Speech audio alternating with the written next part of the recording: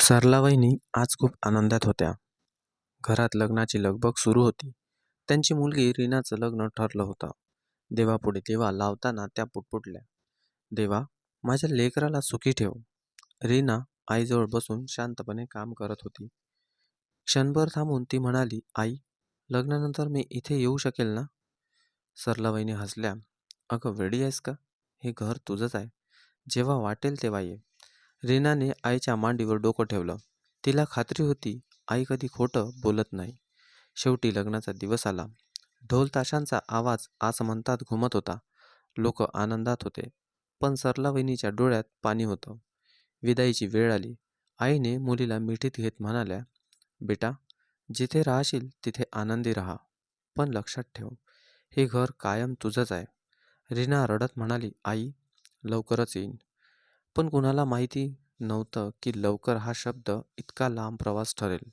सासरची पहिली वेळ. सकाळी रीना नववधू म्हणून स्वयंपाकघरात उभी होती. सासूंचा आवाज आला, सुनबाई, इथे माहेरच्या सवयी चालत नाहीत. रीना घाबरली. हो आईसाहेब. नाश्ता थोडा उशिरा झाला. सासूंच्या चेहऱ्यावर नाराजी दिसली. लग्नाआधी काही शिकवतात की नाही? रीनाने मान खाली घातली. पहिल्यांदाच तिला जाणवलं, हे घर तिचं आहे, पण तिची जागा अजून तयार नाही. रात्री रीनाने आईला फोन केला. आई, आवाज भरून आला. सरला वहिनी घाबरल्या. काय झालं ग? रीनाने पटकन सावरत म्हटलं, काही नाही आई, फक्त तुमची आठवण आली. तेवढ्यात मागून आवाज आला, कोणाशी बोलतेस? रीना गप्प झाली. फोन कट झाला. सरला वहिनी हातात फोन धरून बसल्या. मनात पहिल्यांदाच प्रश्न उभा राहिला, लग्नानंतर मुलगी खरंच परकी होते का? इथूनच कथा सुरू होते. एक मुलगी जिनं सगळं सोडून नवीन आयुष्य स्वीकारलं, आणि एक समाज जो तिला गप्प राहायला शिकवतो. ही फक्त रीनाची गोष्ट नाही, ही प्रत्येक त्या मुलीची गोष्ट आहे जिला लग्नानंतर परक बनवलं जातं. रीनाला सासरी येऊन अवघे 15 दिवस झाले होते, पण तिला वाटू लागलं होतं जणू काही महिने सरले आहेत. पहाटे उठणं, घर साफ करणं, स्वयंपाक, सासू सासऱ्यांची कामं, नंतर पुन्हा संध्याकाळी काम संपत होतं. पण अपेक्षा कधीच संपत नव्हत्या. सासूंचा आवाज सतत कानात घुमत असे, सुनबाई, हे नीट नाही. आमच्या घरात असं चालत नाही.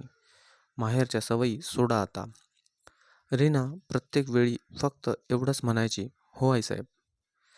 हळूहळू तिचं हसणं कमी झालं, बोलणं थांबलं, आणि गप्प राहणं सवय बनलं.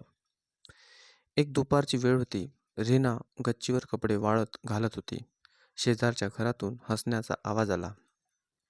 कोणीतरी मुलगी आईशी गप्पा मारत होती. रीनाचं मन भरून आलं. तिला आठवलं माहेरचं अंगण, आईचा आवाज आणि बाबांचं नेहमीचं वाक्य, रीना, काही कमी वाटते का? मनातल्या मनात ती पुटपुटली, सगळंच कमी वाटतंय बाबा. पण ते शब्द तिच्या ओठांपर्यंत कधी आलेच नाहीत. त्या दिवशी रीनानं धीर धरून सासूंना म्हटलं, आईसाहेब, उद्या माहेरी जायचं होतं. आईची तब्येत बरी नाही. सासू लगेच म्हणाल्या, आता काय काम? आता काय सारखं माहेरी जायचं? नवं लग्न आहे, लोक काय म्हणतील? रीना शांत झाली. रात्री तिनं नवऱ्याला रवीला हळूच सांगितलं, रवी, फक्त एक दिवस. रवीनं डोळे चुकवत उत्तर दिलं, आत्ता नको रीना, आईला वाईट वाटेल. रीना काहीच बोलली नाही, पण त्या रात्री तिच्या उशीनं तिचे अश्रू पाहिले. आईचं काळीज तिकडे. सरला वहिनी वारंवार मुलीला फोन करत होत्या. फोन लागला, पण आवाज बदललेला होता. हं आई, बोल. सरला वहिनींनी विचारलं, बाळा, सुखात आहेस ना? रीनानं नेहमीसारखंच उत्तर दिलं, हो आई, सगळं ठीक आहे. पण आईचं मन मानत नव्हतं. फोन ठेवल्यावर सरना वहिनीचे डोळे पाणावले. काहीतरी बिनसलेलं आहे. समाजाची शिकवण. शेजारची बाई म्हणाली, आता मुलगी परकी झाली वहिनी, खूप चौकशी बरी नाही. तो शब्द सरला वहिनीच्या काळजावर घाव घालून गेला. परकी? त्या स्वतःशीच म्हणाल्या. आईसाठी लेकरू परक कसं होऊ शकतं? रीनाची शांतता. दिवस जात होते. रीना सहन करत होती. बोलत नव्हती. कधी टोमणा, कधी तुलना, कधी दुर्लक्ष. आणि प्रत्येक वेळी एकच अपेक्षा, समजून घे.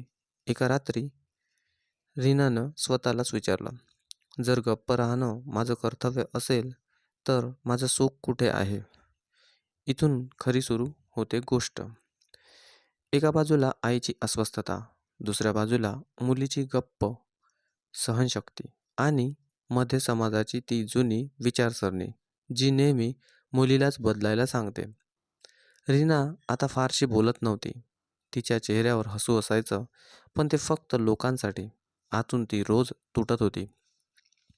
सकाळी उठून आरशात पाहिलं की तिला स्वतःची ओळख पटेनाशी झाली होती. ती स्वतःशीच म्हणायची, हीच का ती रीना जी लग्नाआधी सतत हसायची?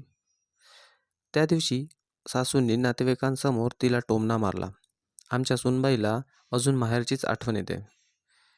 सगळे हसले. रीनाचं डोकं खाली गेलं. तिच्या गालावरून अश्रू वाहत होता, पण कुणालाच दिसत नव्हतं.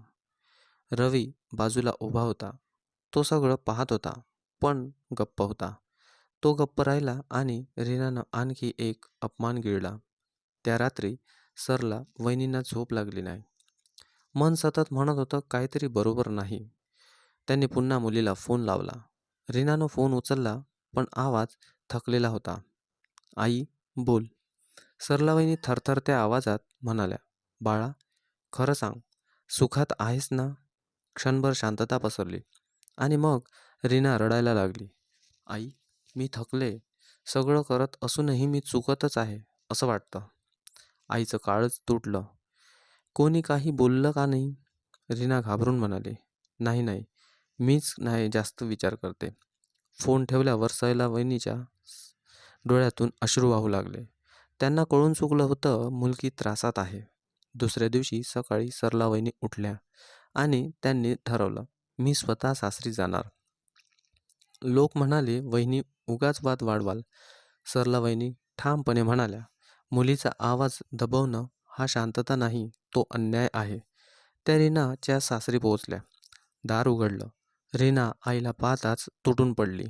ती आईच्या गळ्यात पडून रडू लागली. आई, मी इथे परकी झाले.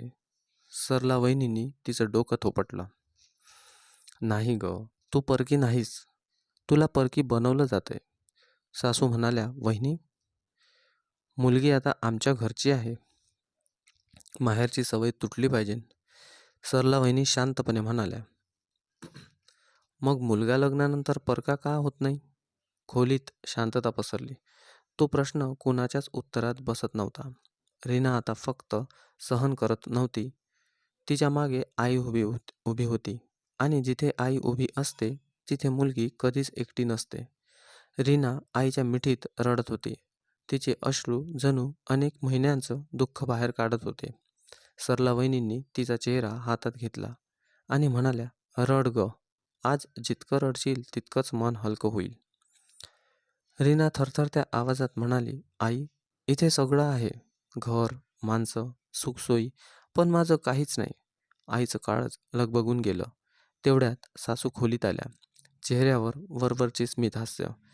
समधनबाई, अचानक आलात? सगळं ठीक आहे ना? सरला वहिनी शांतपणे ठाम स्वरात म्हणाल्या, हो, मुलीला पाहायला आले. सासू हलकसं हसत म्हणाल्या, आता ती आमच्या घरची आहे. माहेरची ओढ हळूहळू कमी झाली पाहिजे. हे ऐकताच सरला वहिनी सरळ बसल्या. त्या पहिल्यांदाच तो प्रश्न विचारत होत्या, जो प्रत्येक आईच्या मनात असतो, पण उच्चारला जात नाही. जर मुलगी लग्नानंतर परकी होते, तर मुलगा लग्नानंतर परका का होत नाही? खोलीत जड शांतता पसरली. सासूच्या चेहऱ्यावर हसू हरपलं. सरला वहिनी पुढे म्हणाल्या, माझ्या मुलीनं घर सोडलं, नाव बदललं, ओळख बदलली, तरीही ती परकी. तेवढ्यात रवी खोलीत आला. सरला वहिनी त्याच्याकडे पाहत म्हणाल्या, रवी, रीना रडते तेव्हा तुझं काळीज नाही का हलत? रवीने नजर खाली घातली. मी प्रयत्न करतो वहिनी, पण घरचे नियम. सरला वहिनींचा आवाज कडक झाला. नियम माणसांसाठी असतात, माणसं नियमांसाठी नाहीत. त्या रीनाचा हात धरत म्हणाल्या, बाळा, लक्षात ठेव, तू इथे उपकारासाठी नाही आलीस, तू सन्मान घेऊन आलीस. रीनाच्या डोळ्यात पहिल्यांदाच आत्मविश्वास चमकला. त्या दिवशी सरला वहिनींनी मनोमन ठरवलं, हा प्रश्न आता फक्त घरात नाही तर समाजासमोर नेणार. ही बातमी शेजाऱ्यांत पसरली. आजकालच्या आई मुलींना बिघडवतात असं काही जण म्हणू लागले. पण सरला वहिनी गप्प बसल्या नाहीत. त्या ठामपणे म्हणाल्या, जी आई मुलीला गप्प बसवायला शिकवते ती संस्कार देत नाही, ती भीती शिकवते. त्या रात्री रीना अनेक दिवसांनी शांत झोपली. कारण तिला कळलं होतं, आई अजूनही तिच्या पाठीशी उभी आहे. आणि जिथे आई उभी असते तिथे मुलगी परकी नसते. आज सकाळ वेगळीच होती. रीना लवकर उठली. आरशासमोर उभी राहून तिनं स्वतःकडे पाहिलं. तोच चेहरा होता, पण डोळ्यात आता भीती नव्हती. तिला आईचे शब्द आठवले, तू इथे समजूत काढायला नाही तर सन्मान घेऊन आली आहेस. तेवढ्यात रवी खोलीत आला. रीना, आज घरात सगळे जमणार आहेत. आईला सगळ्यांसमोर बोलायचं आहे. रीनानं खोल श्वास घेतला. बरं, आज सगळं स्पष्ट होऊ दे. घराच्या अंगणात सगळेच नातेवाईक, शेजारी, समाजातील लोक जमले होते.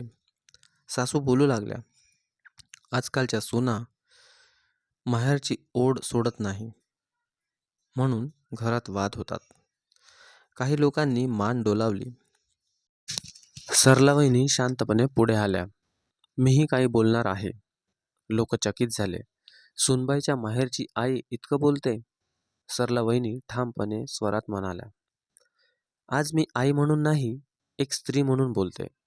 सगळीकडे शांतता पसरली. मला सांगा, मुलगी लग्नानंतर परकी का होते? कोणीच उत्तर देऊ शकलं नाही.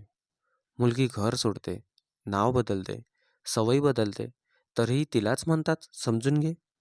रीनाच्या डोळ्यात पाणी आलं. तेवढ्यात रीना स्वतः पुढे आली. सगळे स्तब्ध झाले. मी आज काही सांगू इच्छिते, ती म्हणाली. मला माहेरची नव्हे, सन्मानाची ओढ आहे. मला आईशी बोलायचं स्वातंत्र्य हवंय. मला माझं दुःख सांगण्याचा अधिकार हवा आहे. मला माणूस म्हणून जगायचं आहे. रवीचं डोकं खाली झुकलं. तो पुढे आला. चूक माझीही आहे. तो म्हणाला, मी नवरा झालो पण माणूस राहणं विसरलो. तो रीनाकडे पाहून म्हणाला, मला माफ कर. सासू गप्प होत्या. समाजही गप्प झाला. त्या दिवशी ठरवलं, रीनाला माहेरी जाण्यापासून कोणीही रोखलं जाणार नाही.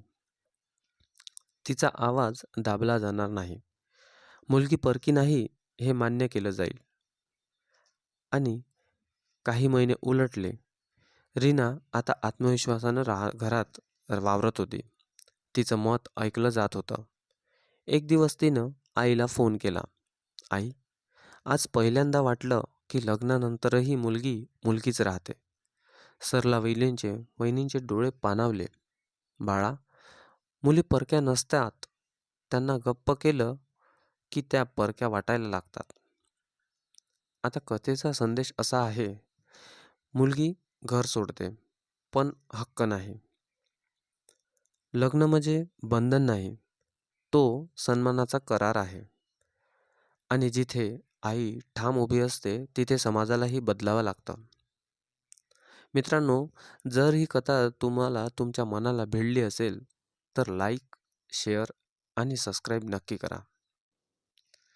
कारण ही गोष्ट फक्त रीनाची नाही, ती प्रत्येक मुलीची आहे. धन्यवाद.